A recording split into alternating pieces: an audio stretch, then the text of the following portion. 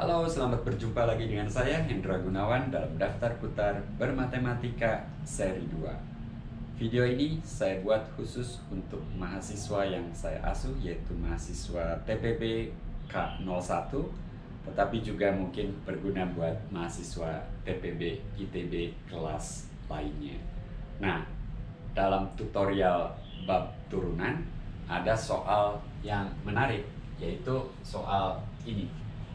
Budi melakukan perjalanan dengan mobil sejauh 140 km dalam 2 jam dengan kecepatan awal 0 km per jam dari berhenti maksudnya. Buktikan bahwa pada suatu saat kecepatan mobilnya melebihi 70 km per jam.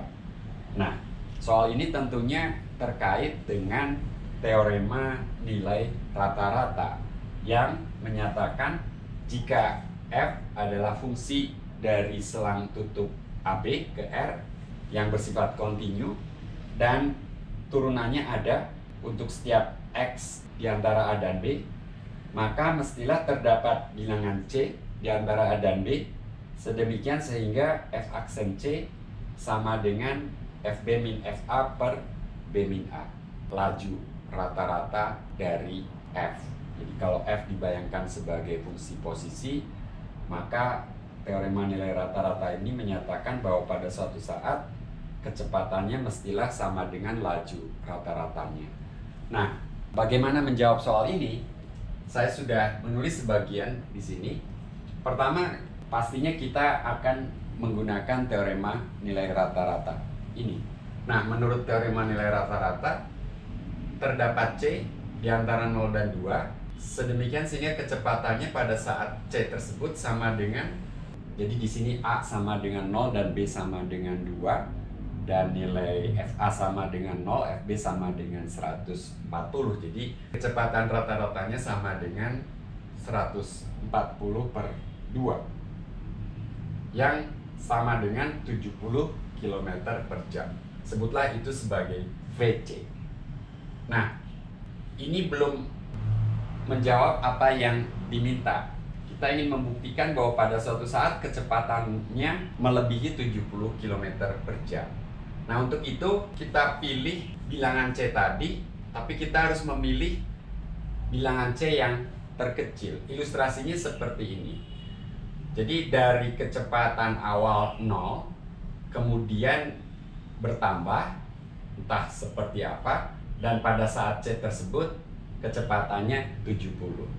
Nah, berapa jarak yang ditempuhnya dalam selang waktu 0C tersebut? Kalau kita sebut jarak yang ditempuhnya SC, mestilah ini lebih kecil daripada 70 kali C. Kenapa demikian? Ada asumsi tersembunyi di sini, yaitu bahwa kecepatan itu merupakan fungsi yang kontinu, tidak melonjak seketika gitu ya. Jadi dengan kecepatan awal 0, maka pada saat tertentu jarak yang ditempuhnya itu lebih kecil dari luasan persegi yang kecil itu. Kemudian sisanya kalau kita anggap maksimum kecepatannya tentunya tetap kurang dari atau sama dengan 70, maka luasan persegi panjang ini ditambah luasan persegi panjang itu tentunya akan lebih kecil daripada 70 kali C, dan itu adalah jarak yang ditempuh selama kalau satuannya jam, C jam pertama, C-nya mungkin di sini 0,3 begitu ya, sesuatu yang lebih kecil daripada 2. Nah, kemudian kalau kita gambar grafik jarak yang ditempuh terhadap T, andaikan kecepatannya itu konstan 70, maka kita punya garis lurus ini putus-putus.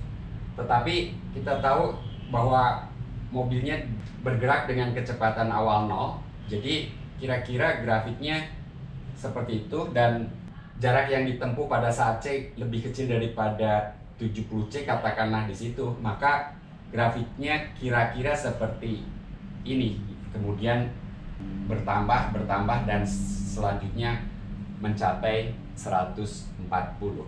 Nah, di titik C itu kecepatannya 70 itu ditandai dengan garis singgung yang kemiringannya 70.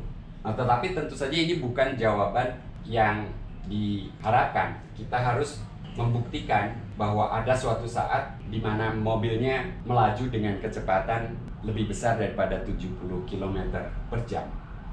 Dari informasi ini, kalau saya lanjutkan, saya hapus ini. Kalau kemudian kita tinjau fungsi S pada interval C2 ke R. Jadi pada interval sisanya ini, maka menurut teorema nilai rata-rata lagi akan terdapat bilangan D di antara C dan 2 sedemikian sehingga kecepatannya pada saat D, sebutlah Vd, sama dengan 140. Itu posisi pada saat T sama dengan 2 dikurangi posisi pada saat C, yaitu SC, dibagi dengan 2 min C.